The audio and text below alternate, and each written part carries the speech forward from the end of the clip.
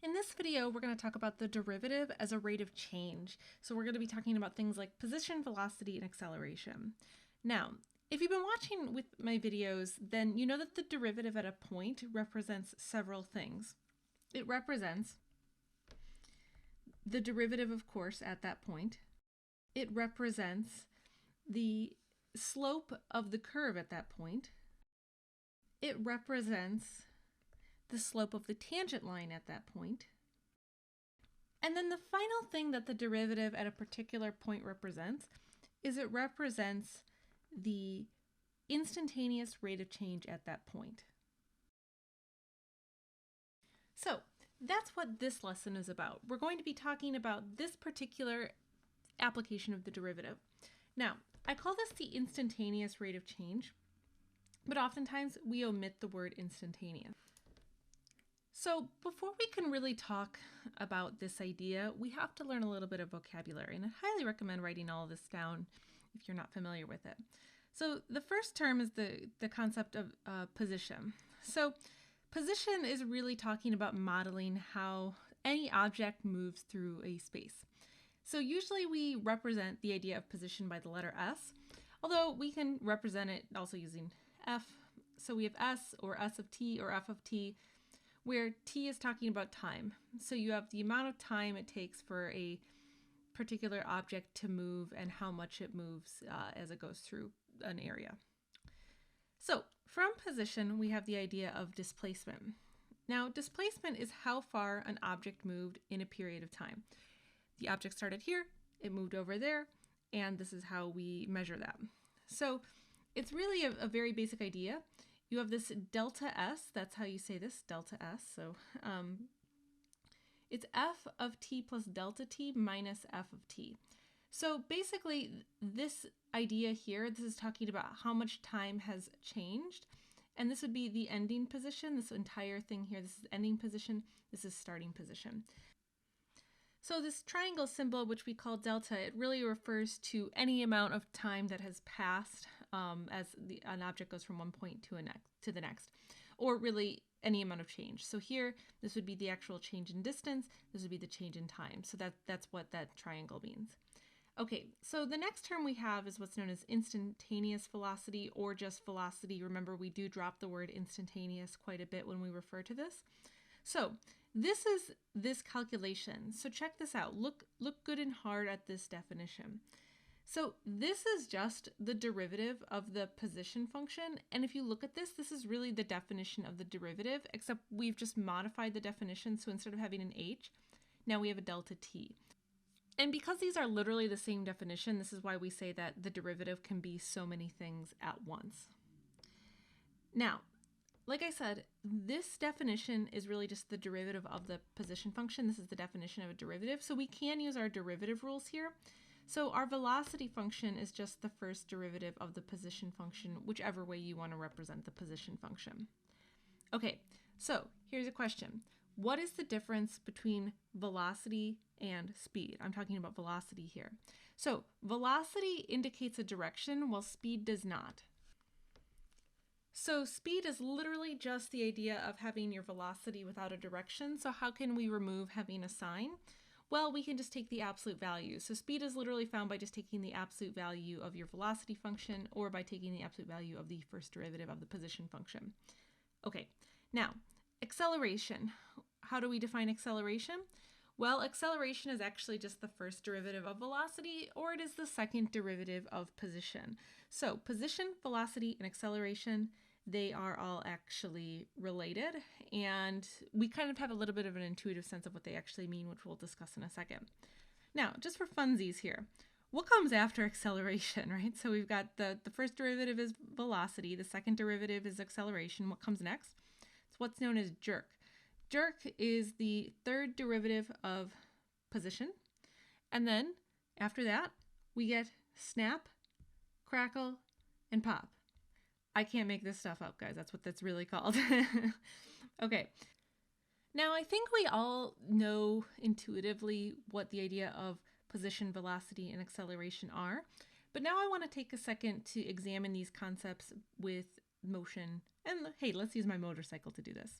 So the first thing I want to think about here is constant speed or constant velocity, if we want to include a direction with this. So here is a video clip of me, my motorcycle, and my dog traveling at a constant speed. So what I want you to think about here is the velocity and the acceleration and the position function of this situation. So how do we model this? So what I want to do here is I want to come up with an actual realistic set of position, velocity, and acceleration functions. And I'm going to do that in conjunction with the graph. So I really want to understand kind of the intuition of how I know something moves versus the calculus. Okay, so let's pretend for fun here that I was traveling at the constant speed of 100 miles per hour. I was not, but we'll just have some fun here. Let's pretend my motorcycle can really cook. Okay, so thinking about what this particular function actually looks like, what kind of function is this? So what would the graph look like? This is just a line, right? The slope of it would be 100. So here I go ahead and I draw a positively sloped line. We'll say that this represents my 100t. So here's what motion looks like when you're moving at a constant speed from a just really algebra perspective, not even necessarily calculus. Now, let's think about the idea of velocity. If I wanted to figure out at what velocity was I actually moving at, and I know my position function, well, I could just take the derivative of this. So what is the derivative of 100t? It's just 100, right? So think about then, what does that particular graph look like if I wanted to graph out 100? That is just a horizontal line, right?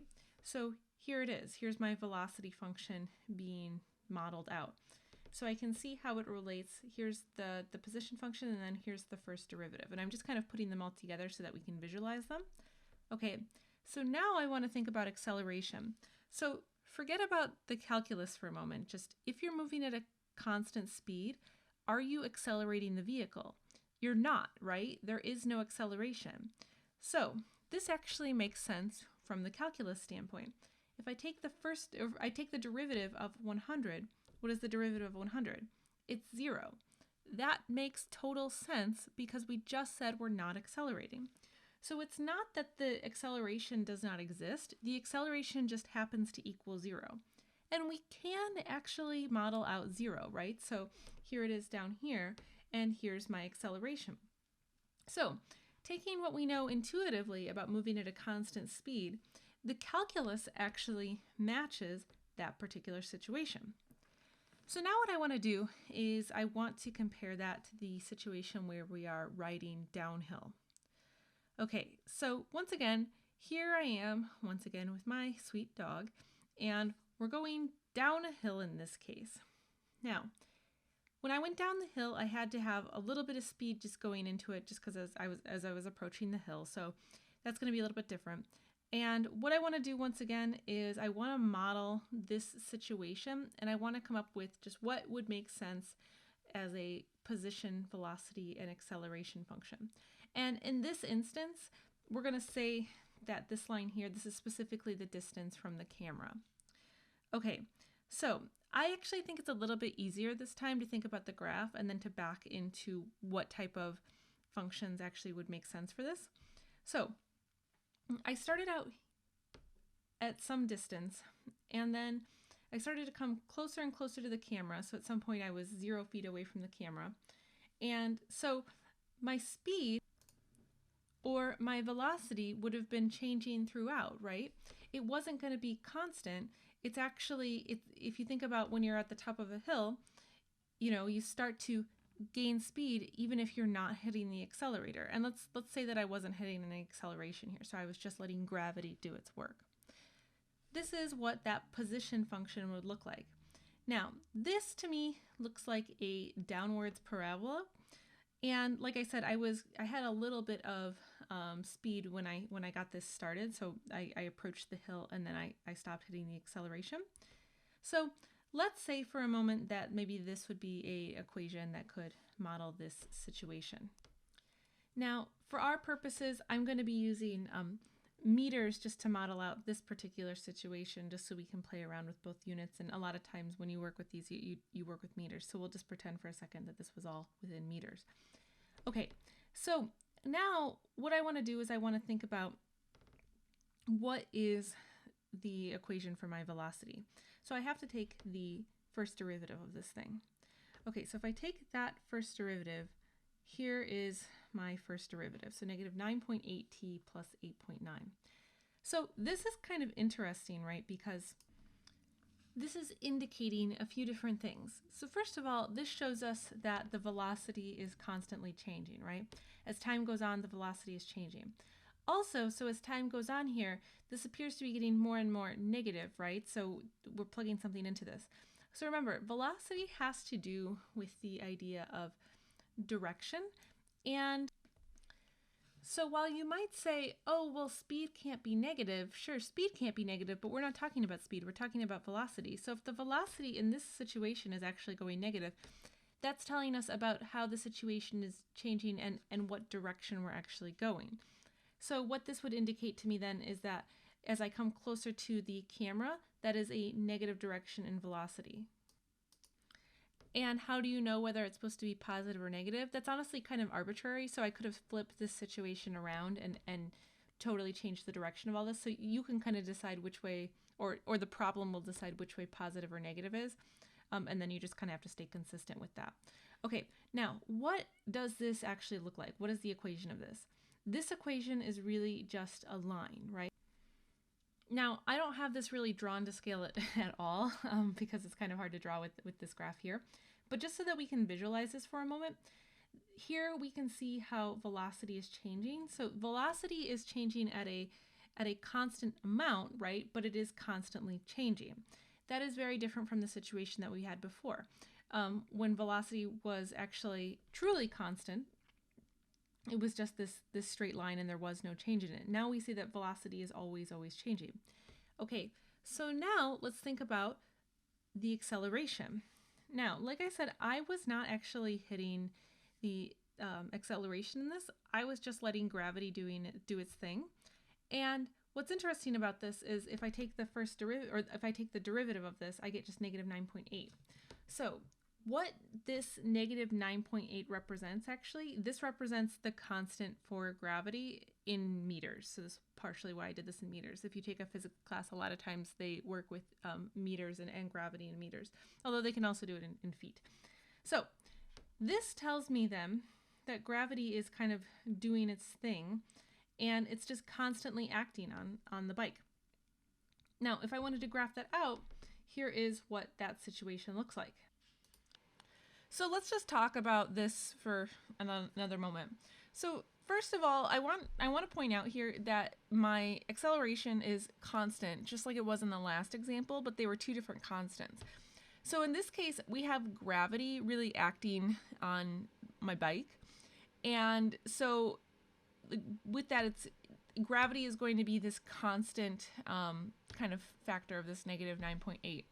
In the other situation, since I was just going at constant speed, I still had a constant acceleration, but it was 0. So it wasn't nothing. So sometimes people will say it's nothing, but it was actually just 0. So that's a distinction. And here it's just a different constant. Now the other question I get often about this is, hey, why is this negative? Because you were like speeding up, so this should be positive.